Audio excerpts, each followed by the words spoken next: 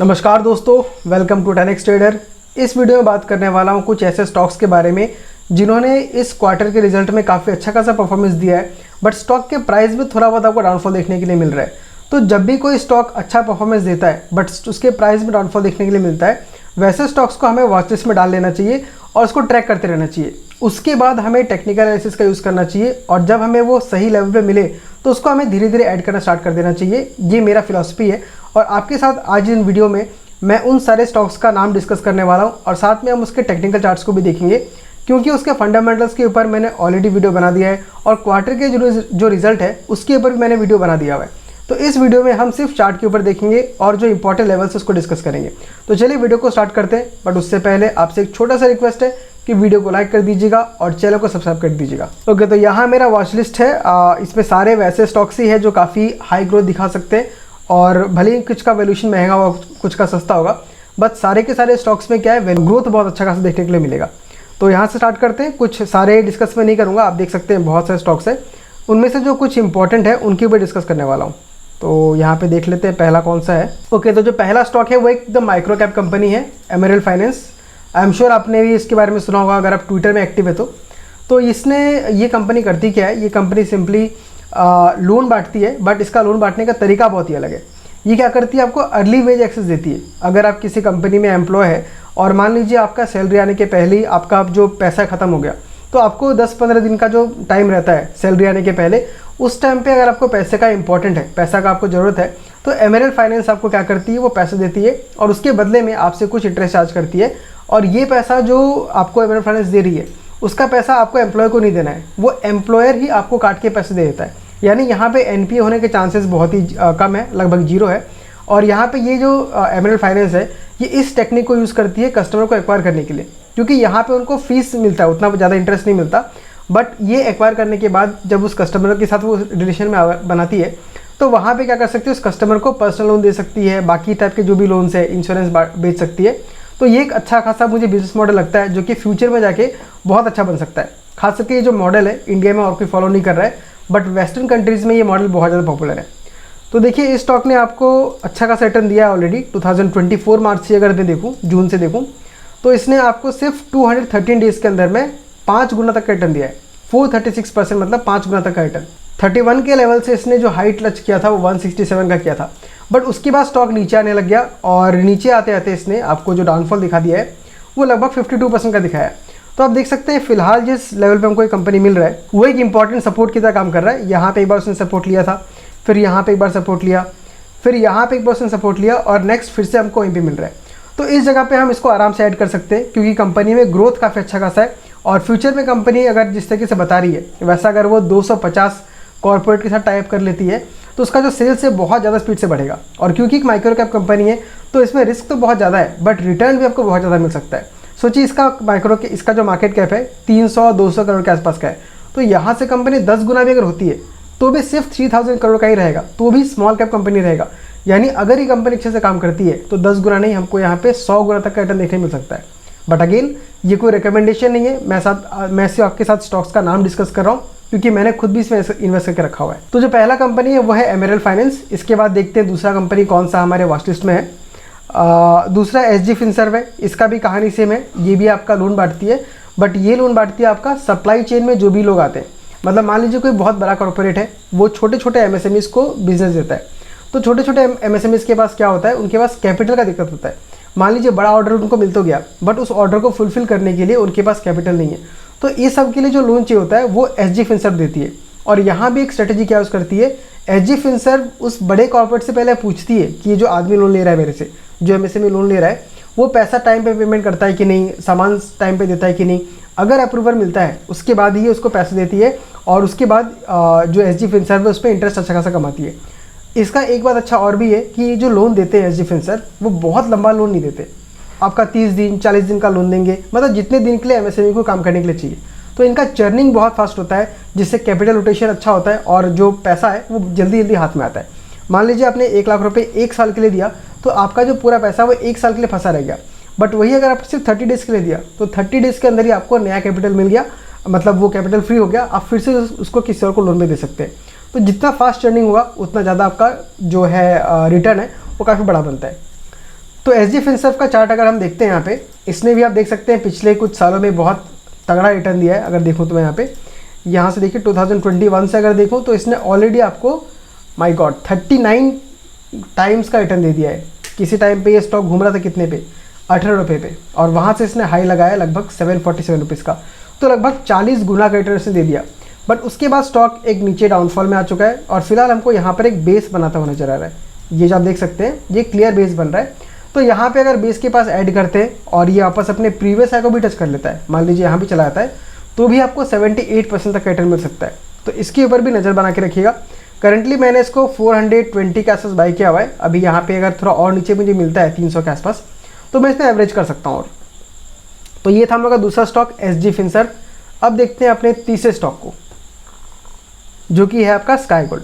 अब ये सारे स्टॉक्स में खास बात क्या है कि इन्होंने Q1 का रिजल्ट काफ़ी अच्छा दिया है। ओके, करंट चला गया, तो इन्होंने Q1 का रिजल्ट तो काफ़ी अच्छा दिया है, बट स्टॉक में डाउनफॉल देखने के लिए मिल रहा है। तो मैं इसको एक अच्छा अपॉर्चुनिटी देखता हूँ कि हम इसको सस्ते बाय कर सकते हैं। तो स्काई गोल्ड का भी सेम वही है, ज्वेलरी का बिजनेस है। ये जो B2B सेगमेंट में काम करती है, मतलब जो बड़े बड़े कंपनीज है, जो रिटेलर्स है, जैसे कल्याण ज्वेलर्स हो गया, PN गडगिल हो गया, टाइटन हो गया, रिलायंस का भी कोई कंपनी है, उन सबको ज्वेलरी चाहिए होता है, ये स्काई गोल्ड ही बना के देती है। सिर्फ वो लोग डिज़ाइन बता देते हैं और ये बना के उनको दे देती है। तो ये अपने हाई से हमको फ़िलहाल मिल रहा है, आपको लगभग 40% डाउन मिल रहा है।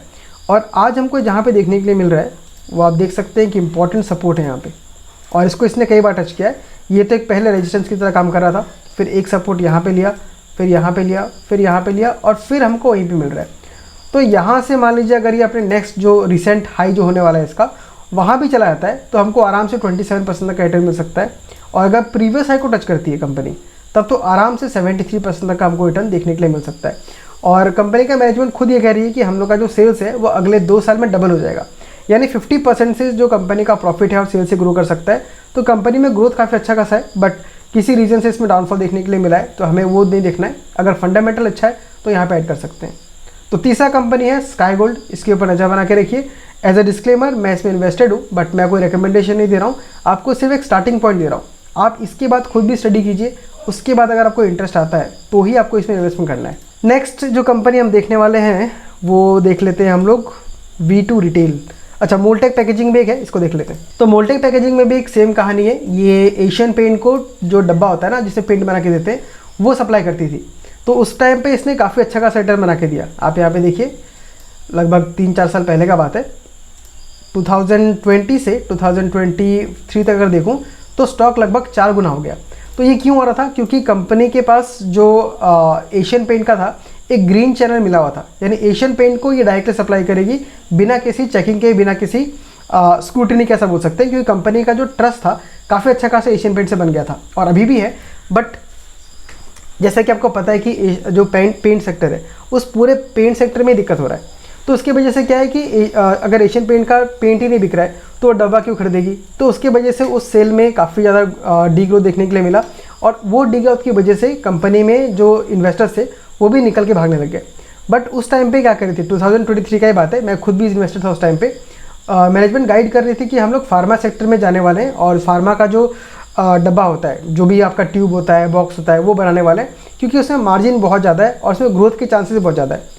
तो मार्केट में क्या होता है ना कि उनको जब तक इन्वेस्टर्स को लगता है कि ये चीज़ होने में काफ़ी टाइम है, तो वो उस टाइम पे निकलते हैं, और फिर जब प्रोग्रेस दिखता है उस टाइम पे फिर से एंटर करते हैं। तो यहाँ पे देखिए अभी क्या हुआ है कि फार्मा सेक्टर का जो इनका जो डिवीजन था वो स्टार्ट हो चुका है, और काफ़ी अच्छा खासा मार्जिन से ग्रो भी कर रहा है। तो जैसे ही वहाँ पर ग्रोथ आना शुरू हुआ, आप देखिए स्टॉक फिर से ऊपर भाग रहा है, और इसने लो से लगभग 100% तक का ग्रोथ दिखा दिया।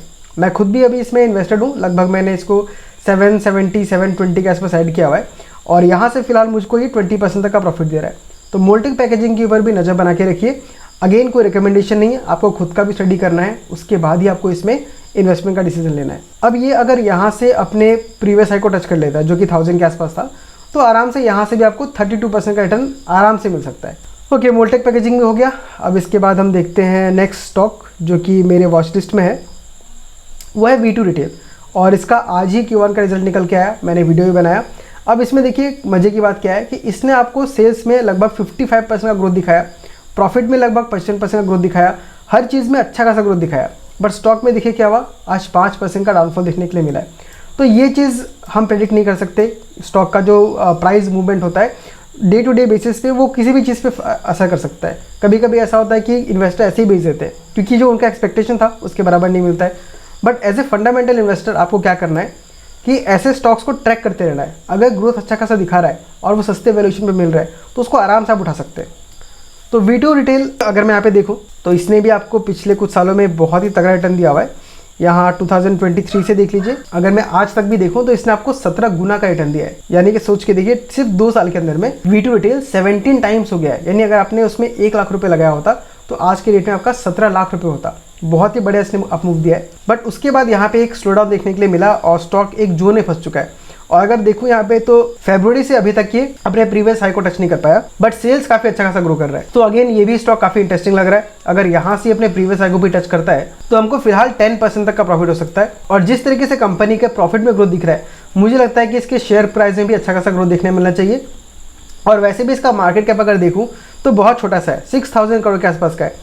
तो ये कंपनी अगर ठीक से ग्रो करती है बाकी कंपनीज की तरह, अगर V2 रिटेल, वी मार्ट या विशाल मेगा मार्ट या बिग बाजार की तरह बड़ी बन जाती है तो ये आराम से 10 गुना का रिटर्न दे सकता है। बट अगेन ये 10 गुना सुन के आपको इसमें कूद के इन्वेस्ट नहीं करना है। आपको खुद का इन्वेस्टमेंट आइडिया लगाना है, एनालिसिस करना है, उसके बाद ही इसमें आपको इन्वेस्ट करना है। तो ये लास्ट स्टॉक था V2 रिटेल। तो दोस्तों देखिए, मैंने इस वीडियो में क्या किया, सिर्फ टेक्निकल बेसिस पे बात किया है, इसके फंडामेंटल्स के बारे में बहुत बात नहीं किया है। बट मेरा सिस्टम वही है कि मैं पहले ढूंढता हूँ फंडामेंटल्स स्टॉक्स जो काफ़ी अच्छे हो, काफ़ी स्ट्रॉन्ग हो, उसके बाद मैं चार्ट्स को देखता हूँ। तो चार्ट्स में अगर मुझे सपोर्ट के पास कोई स्टॉक मिल रहा है तो उसको मैं ले लेता हूँ। लेकिन अगर आप सिर्फ टेक्निकल चार्ट पे देखेंगे तो आपको फील होगा कि मैं अंधेरे में तीर चला रहा हूँ। कभी आपको लगे कि ये सपोर्ट के पास आ गया मैं खरीद लूँ, बट फिर सपोर्ट से नीचे चला जाएगा तो आपका दिमाग काम नहीं करेगा। आप सोचेंगे कि ब्रेकआउट देने वाला है, ब्रेकआउट पे लेता हूँ, बट ब्रेकआउट के पॉइंट पे जाके फिर से रिवर्सल ले लेगा, अगेन आपको समझ में नहीं आएगा। तो ये टेक्निकल एनालिसिस सिर्फ करेंगे तो वो आपको क्लियर समझ में नहीं आता। वो अंधेरे में तीर चलाने जैसा है कि मैं कहाँ जा रहा हूँ, कहाँ नहीं जा रहा हूँ। बट अगर आप फंडामेंटल को मिला दें और टेक्निकल को देखें तब आप बिल्कुल सही जगह पे ऐड कर सकते हैं। जैसे V2 रिटेल आज आपका 5% डाउन है, बट फिर भी मैं कॉन्फिडेंस से बोल सकता हूँ कि हम यहाँ पे ऐड कर सकते हैं क्योंकि वहाँ पे 2 चीज़ का मुझे सपोर्ट मिल रहा है। एक तो टेक्निकल चार्ट पे मुझे वो दिख रहा है कि 50 DMA के आसपास है, 50 मूविंग के पास में है। दूसरा, कंपनी जो है ग्रोथ काफ़ी अच्छा खासा दिखा रही है। तो आपको अगर टेक्निकल में दिख रहा है कि कंपनी थोड़ा नीचे जा रही है बट फंडामेंटल सपोर्ट कर रहा है तो आपके अंदर एक कॉन्फिडेंस आता है कि मैं यहाँ पे बाय कर सकता हूँ। सेम टू सेम चीज़ आप देखिए एशियन पेंट को देख लीजिए। अगर आप सिर्फ चार्ट को देख के ट्रेड करते हैं तो आपको एशियन पेंट कहाँ मिल रहा है, 200 DMA के आसपास मिल रहा होगा या उससे नीचे मिल रहा होगा। तो आपको क्या लगेगा कि काफ़ी नीचे आ गया, इसको हम बाय कर सकते हैं। बट आप देखिए वो पिछले 3-4 सालों से कहीं भी जा नहीं रहा है, उल्टा नीचे नीचे आ रहा है। तो ऐसा क्यों हो रहा है? क्योंकि कंपनी के फंडामेंटल में प्रॉब्लम है। अब फंडामेंटल का मतलब मैं ये नहीं बोल रहा हूँ कि कंपनी काम खराब कर रही है, बट अभी सिचुएशन ऐसा बन गया है कि कंपनी का सेल्स उस टाइप से ग्रो नहीं कर पा रहा है। और ऑलरेडी कंपनी का जब वैल्यूएशन बहुत महंगा था और सेल्स ग्रो नहीं कर पाएगा तो आराम से इन्वेस्टर्स क्या करते हैं, उसको बेचना शुरू करते हैं और उसका वैल्यूएशन सस्ता होते जाता है। मैंने बहुत लोगों को बोलते भी सुना कि एशियन पेंट का वैल्यूएशन सस्ता हो रहा है, इसको खरीद सकते हैं। तो सिर्फ वैल्यूएशन देखने से नहीं होता है। आपका देखिए इतने साल से एशियन पेंट महंगे वैल्यूएशन पे था बट फिर भी वो आगे बढ़ रहा था ना, क्योंकि उसमें ग्रोथ अच्छा खासा था।